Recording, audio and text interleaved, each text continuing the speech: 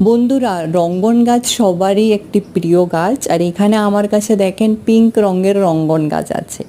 তো যখনই এই ফুল ফুটবে, এটা প্রায় 10-15 দিন অবধি গাছের মধ্যে থাকে। তো অতিমাত্রায় কিছু বেশি দিনও টিকে থাকে। তো একটি সময় আসে যখন ফুলগুলো পড়া শুরু করে, ঝরে ঝরে পড়া শুরু করে, তখনই আপনারা কি করবেন, সেই পুরনো ফুলগুলোকে আপনারা কেটে দেবেন একটা কাঁচির মাধ্যমে। কাঁচিটাকে ভালো করে স্যানিটাইজ করে নেবেন, তারপর কেটে দেবেন যাতে গাছ স্ট্রেস ফ্রি হতে পারে। যদি পুরান ফুল গাছের মধ্যে থাকে, তো গাছ সম্পূর্ণ এনার্জি দিয়ে দেবে ওই ফুলটাকে অল্প অল্প করে শুকনো হওয়ার জন্য। তো যতই আপনারা ফার্টিলাইজার গাছের মধ্যে দেন না কেন, গাছ সমস্ত ওই পুরান ফুলকে শুকিয়ে বীজ তৈরি করার জন্য গাছ এনার্জি দিয়ে দেয়।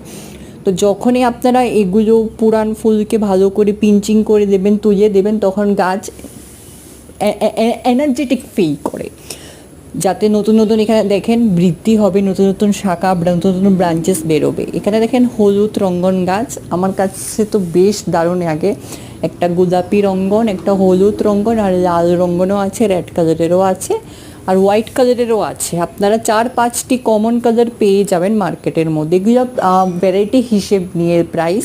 যদি আপনারা বড় গাছ কিনতে যান প্রায় 4 ফুট 3 ফুট, তখন আপনাদের প্রায় পড়ে যাবে 200, 250, 300 টাকা। যদি আপনারা ছোটো মোটো গাছ কিনেন তো 100-150-র মধ্যে আপনারা পেয়ে যাবেন। তো এখানে দেখেন ফুলগুলো ঝরে ঝরে পড়া শুরু হয়ে গেছে। তো এগুলোকে এখন আমি পিঞ্চিং করে দেব। তারপর আমি এটার মধ্যে ফার্টিলাইজার ব্যবহার করব।